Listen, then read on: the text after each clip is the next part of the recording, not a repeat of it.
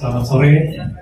Terima kasih sudah hadir di rumah kita, Pak Ganjar. Hari ini saya senang sekali karena hari ini kita launching peluncuran dari rumah kita, rumah pergerakan. Tapi selain rumah pergerakan, ini adalah rumah para insan kreatif. Teman-teman musisi, teman-teman pelaku showbiz, pelaku konten kreatif hadir di sini, dan kita dengan tangan terbuka juga mengajak teman-teman bergabung di sini. Jadi jelas bahwa kita adalah bagian dari relawan, dan relawan tentu relawan mengusung Mas Ganjar. Tapi kami juga punya misi. Punya misi adalah membangun ekosistem ekonomi kreatif lebih baik lagi. Kita tahu bahwa sekarang kita kehilangan BEKRA, Badan Ekonomi Kreatif. Jadi seakan-akan ekonomi kreatif itu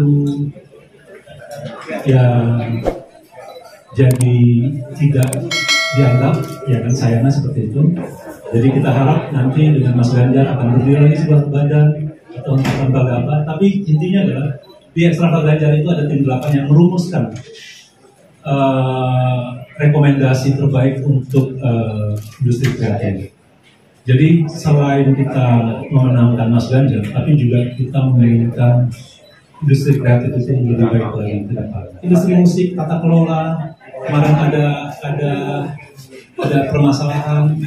Jadi ada hal yang belum maksimal di industri musik ini sendiri. Kita tahu bahwa memang ada lembaga pengukur royalti LMKN, tapi juga kita paham juga bahwa LMKN itu mendapat tantangan yang berat, di-challenge juga keberadaannya. Jadi pengguna-pengguna tidak bayar royalti. Itu bagian kecil ya, pengumpulan royalti.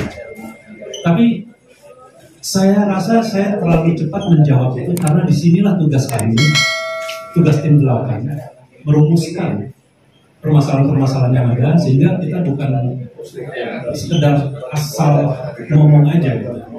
Jadi di tim 8 itu memang orang-orang yang sangat tepat untuk mencari solusi. Di situ ada Mas Budi, ada Once juga, ada Anang, Mas Anang, ada Mas Kadri, dan ketuanya Prof. Rangkirade. Nah, mereka menyebutnya, kita menyebutnya tim 8, bukan berarti cuma 8 orang. Tapi poinnya adalah mereka lah yang merumuskan. Jadi Ekstra Pak Ganjar itu tidak kosong. Kami, karena memang kami yang pelaku ekonomi kreatif, dan kami ingin ekonomi kreatif itu lebih baik lagi. Nah, saya tidak mau cuman apa ya, maksudnya ngomong di awal-awal aja. Jadi saya pikir nanti kita akan ketemu lagi dengan rumusan-rumusan yang sudah disiapkan oleh tim 8, dan saya percaya itu adalah usulan-usulan yang konkret. Karena memang usulan konkret yang dibutuhkan.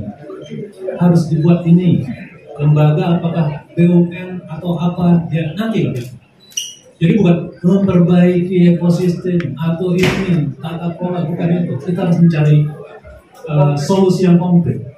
Dibutuhkan apa? Dibutuhkan peraturan yang jelas mengenai apa. Nah ini itu yang kita harus ke sana. Dan terus terang kami percaya bahwa di bawah kepemimpinan Mas Ganjar, hal itu bisa terrealisasi dengan baik. Kami sudah sempat ketemu dengan berapa kali dengan Mas Ganjar, beliau benar-benar paham situasinya. Makanya beliau menunggu, ayo, karena beliau paham bahwa ekonomi kreatif itu signifikan. Sayangnya di Indonesia kita ini belum dianggap ekonomi kreatif. Ya saya berharap ekonomi kreatif itu bisa menjadi sebuah yang bisa membantu pendapatan negara. Ya kita tahu dong di luar negeri, di Korea, di Malaysia, di Amerika, ekonomi kreatif itu benar-benar signifikan persentasenya di dalam nilai ekonomi. Dan kami percaya bahwa talent-talent itu, bakat-bakat di Indonesia ini sangat banyak. Jadi tapi tidak bisa jalan sendiri, makanya di sini pemerintah harus turun. Nah, disitulah kita tunggu bagaimana rekomendasi dari teman-teman tim 8 menghasilkan usulan-usulan yang konkret, langkah-langkah yang konkret. Kira-kira gitu. Ya, kita tentu ingin memaksimalkan peran kita ya. Tentu pemetaan itu bukan kami. Ya tentu kita punya juga peta, tapi kita butuh koordinasi. Kita paham juga bahwa ada tempat-tempat yang dimana kurang maksimal Mas Ganjar.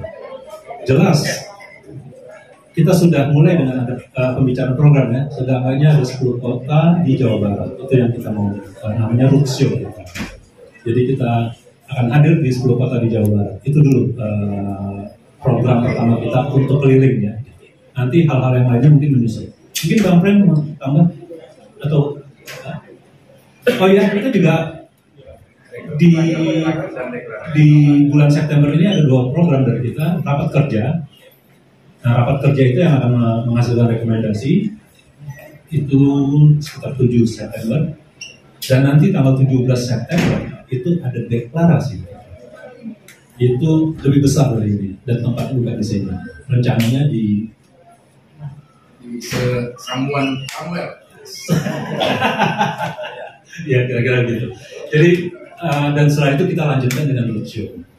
Jadi ini launching ini adalah langkah awal dari serangkaian kegiatan-kegiatan kami sampai menjelang pemilu. Kira-kira. Ya, terima kasih. Layaknya relawan lainnya, Istana Ganjar ini sudah menjelma menjadi relawan. Tadi sekumpulan teman-teman yang bergerak di bidang seni, budaya, industri kreatif dan lain-lain, kemudian punya cita-cita dan harapan dan kemudian percaya bahwa semua hal-hal yang diinginkan itu bisa terrealisasi dan berjalan dengan kepemimpinan seorang Ganjar Pranowo. Kemudian selanjutnya kita ada di tempat ini, kita meresmikan rumah ini karena rumah ini menjadi tempat kita koordinasi. Di rumah ini ada sekian banyak nanti ide-ide perdebatan dan hal-hal lain. Di rumah ini kita harapkan hadir ide-ide yang pastinya secara realitas untuk menggunakan Pak Ganjar dari perspektif teman-teman kreatif. Kira-kira begitu. Jadi selanjutnya proses akan berjalan di sini. Oke, keringat, air mata dan lain-lain akan tumpah. Semua sudah kita sepakati itu untuk memastikan Indonesia dipimpin oleh seorang orang baik, orang yang punya rasa kemanusiaan, orang yang gampang tersenyum, dan orang itu adalah Ganjar Pranowo. Nah, kalau bicara soal program tadi Ketua Umum Mas Adi Adrian sudah menyampaikan. Mungkin ada sedikit tambahan bahwa kita juga program, kita punya juga langkah untuk mensuarakan, untuk memberitakan, untuk memperkenalkan lebih jauh lagi Mas Ganjar di kalangan masyarakat Indonesia. Ada kita buat program podcast, ada kemudian kita buat acara berkala di depan nanti, panggung-panggung kreatif dan roadshow tadi. Roadshow itu selain kemudian teman-teman dari nasional akan ke daerah, pembentukan di daerah-daerah, XVG daerah akan dijalankan juga pas saat momen roadshow. Jadi mungkin sedikit tadi kita formatnya bukan seperti agak beda dengan partai ya, organisasinya. Kalau yang Jakarta ini bukan DPP namanya, tapi Extravaganza atau XVG nasional. Nah kalau seandainya kita buat di Bandung namanya XVG Bandung. Nah jadi bukan DPP dan bukan DPD. Kira-kira begitu. Ya, terima kasih sekali lagi. Terima kasih teman-teman semua sudah hadir di sini. Buat saya selalu punya kecenderungan untuk sebenarnya bersikap tegas. Dan di pemilu saat ini saya kira saya lebih lagi bersikap tegas tentang pilihan politik saya. Dan itu sama seperti Mas Adi bilang bahwa kita kan sehari-harinya itu memang bersentuhan meskipun tidak langsung dengan politik. Jadi sikap-sikap untuk berani untuk memilih itu memang saya punya, dan saya coba untuk supaya teman-teman juga menjadi kuat atau menjadi berani juga. Ini kan satu dinamika politik dalam bernegara gitu. Ini satu hal yang natural. Dan kembali soal natural tadi itu, proses natural yang kita lakukan itu sebenarnya khas daripada komunitas musik atau komunitas kreatif, orang tonton film, tonton aktor, yang memang biasa dengan proses-proses yang dikatakan relax ya.